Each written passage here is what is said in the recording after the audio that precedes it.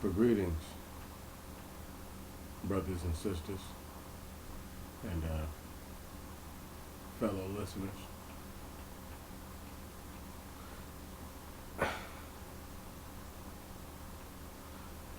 It always sucks that it takes something terrible, horrible to happen for me to stand back and say, yep, they proved me right again in all their wretchedness. My friends out there, be circumspect that in each and every state, they have the ability to activate at any time the National Guard. Understand this, overstand this, and just know that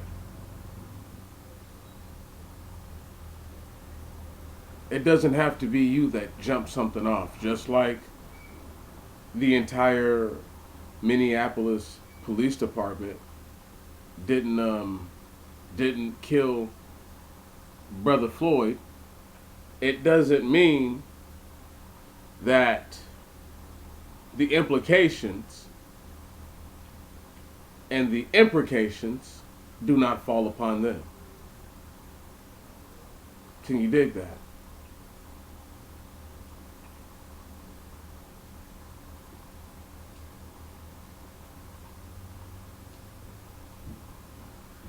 See,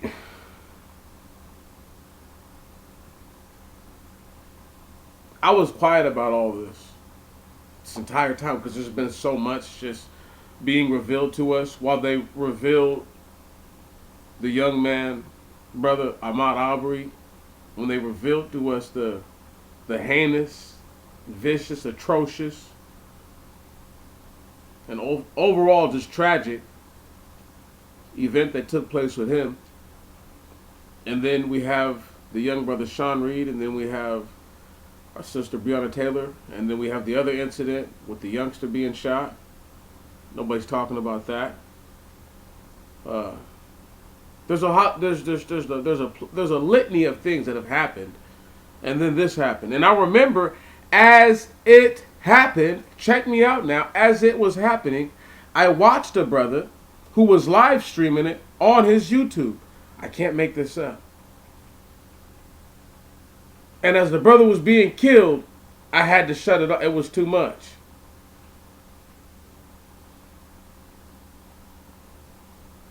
It was too much.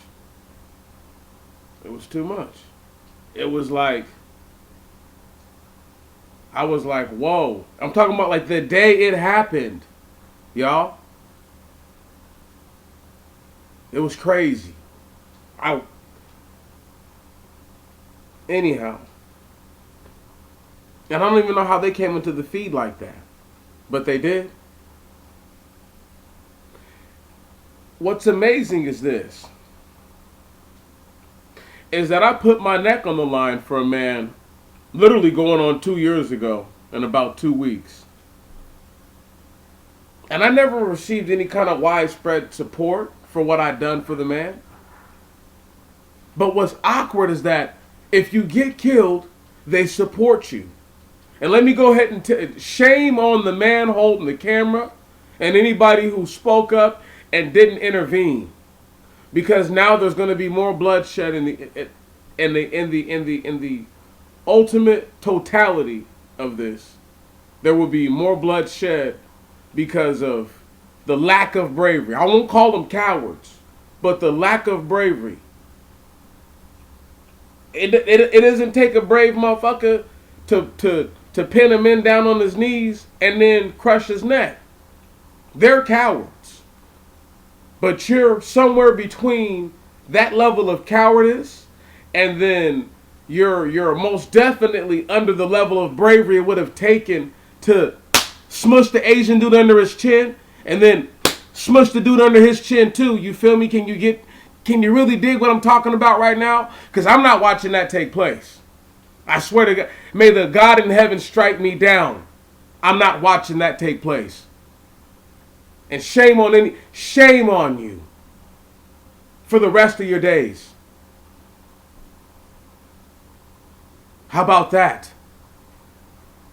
People want to act like the gallivanting around after the man has been murdered. A living sacrifice. Now they want to gallivant around and then act like their actions are his actions.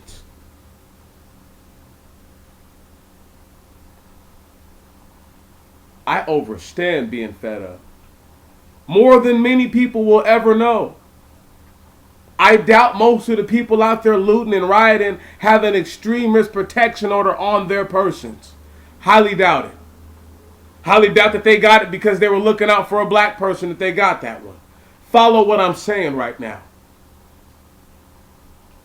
What I done for the unknown African potentially kept him from a situation like that. Because just in case y'all don't know, the Seattle police have a history of a litany of excessive force that have led to the death of many people. They shoot people all the time, still.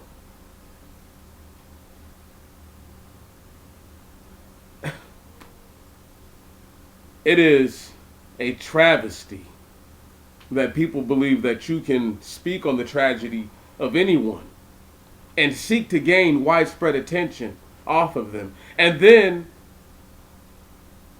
with their rubber neck, kiss their own derriere as if them speaking on someone is doing them a favor. I can't believe it. It's totally inexplicable. And as a people who call themselves wanting to be free from a system of oppression, you must want to be free from this system in its whole entirety. You must want to be from this land. I haven't heard one black person say, you know what? This is proof that we don't need to be here. Because this is evidence. If you need more evidence, then you go out there. You do whatever this brother done. You let a police officer who looked like he weighed less than 200 pounds put his knee on your neck, crush your windpipe, and then as you feel the air leaving you, telling the world, I can't breathe. And not one of them had the sense or gumption when they seen the man shed tears to do something for him. That type of shit right there is why I don't respect none of your so-called leaders, the so-called fucking voices, faceless people. Only a couple of them really know that I have them in my heart. Really, really. But for the most part, I hate them. Like a deep-seated, hatred because of things like this. They're talking about what you should do. They should be out there right now frontlining, doing something with red on their hands. Cowards. I'm not legally able to leave my state. That's what the fucking protection order says in it. So for all these people who've been able to travel around freely and have not been fighting for their people, they're cowards, they're suckers, and they're the worst of us. Got nothing for them but venomous words. And the sword, of course. Understand me. My mind is blown. It's totally blown.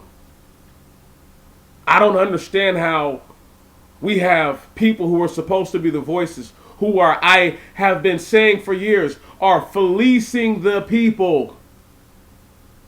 Because they do nothing when it matters the most.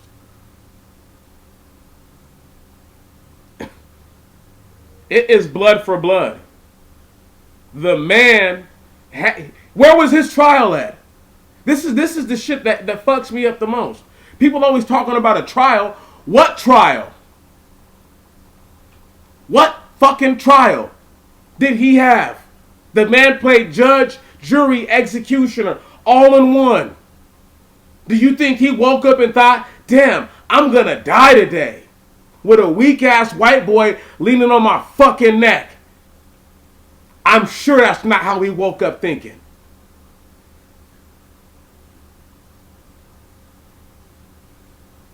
Furthermore, to speak to the instance, I know something personal happened between those two men in their lives because it said that they both worked at a nightclub for years. And obviously had to be some kind of acquaintance. So this was personal. Believe that. I cannot stand your voices. I'm not a voice. I'm me. But I'm sick and sore tired of not saying anything. I had to say something to get it off my chest. Aggravated and pissed. Because there's nothing I can really... Well, I could put it all on the line. But for what? For people who won't even acknowledge my plight right now? I have a plight as a living man? Let alone put my ass on the line and risk getting killed or going to prison for what? When you have people you haven't even seen, don't even know what they look like, and they order you around, and you think there's something wrong with me? Please. However, before I cut out, just know,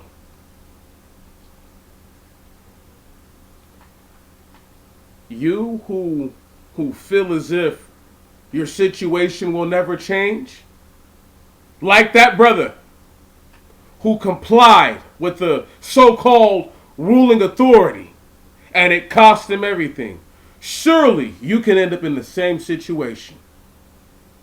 What, you gonna defy the law now? That's right. You see how funny that is? It's not funny, is it? Because that could have been any fucking one of us.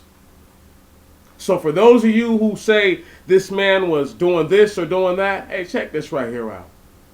Sean Reed was a 20-year-old young man who, for all intents and purposes, a judge with great sensibility, even after what he done, would have said, young man, you have your whole life ahead of you. Now he can't even tell the young man that because he's dead. He's been murdered by a police officer. Did anyone do anything? Where were his rights? Should be rioting for that young man too. You're talking about, but he did something. When y'all wake up and realize that you can't give them permission to take your life, ever. I've had them almost try to kill me before. I've told y'all this. We leave on this note.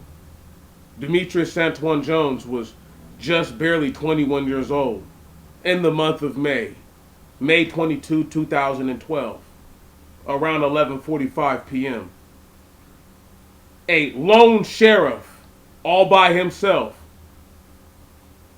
Deputy Brockway, Sheriff's Deputy, Deputy Brockway, approaches myself and another individual who at the time I was affiliated with. Understand, I willingly capitulated to all of his demands, requests, orders, whatever you want to call them. And as I gave myself up, I found the man pinning my left arm between his legs, okay, and trying to crack my neck back and telling me, go to sleep, you motherfucking bitch, go to sleep. And I remember getting out my voice just like this. I'm not resisting. Because he was trying to yoke me that hard. Yo, I could be dead right now, y'all. I fucking know what it's like. For those of you who ain't never been there, who ain't never felt another person trying to kill you, and you're not, all you're trying to do is not get killed. Had he not been in handcuffs, that wouldn't have happened. Had he didn't have two people on his legs, he would have got that man off of him. But he didn't want to seem like he was fighting. He literally, his last act was the ultimate act of altruism. Man, I know what that feels like when you're like, damn, this motherfucker's about to kill me. By the grace of God, I'm still here. Had I been a lesser person, I wouldn't be. That's for sure. I didn't have two men laying on my fucking legs, though, while I was trying to keep my neck from being snapped. Just by not resisting, but just by tensing my whole body up and being able to do that. Trust me, if I'm not able to do that, Demetrius Antoine Jones is probably dead this day. So I just need y'all to understand that I can really totally relate and put it in my mind. Maybe y'all never been there, so you really can't relate. And it's like, I know people want to be like, they want to have struggled like I've struggled, but it's like that's not the lane that the Most High God has given you. So live in your lane like I live in mine. You know what I'm saying? I've embraced who I am. I do the best that I can with what I have, and I'm not afraid of that. And for the rest of y'all out there who think that this can't happen to you, don't worry. You will be at the hands of fate, or in the hands of fate, and you will more than likely be a victim of your own devices. Having said that, good evening, good morning, good night. Talk to you guys later.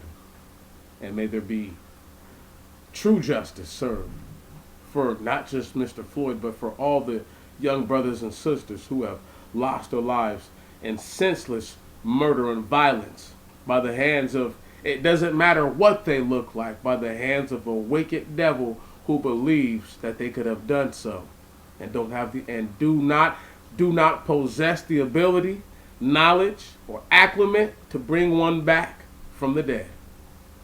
I love y'all. Good night.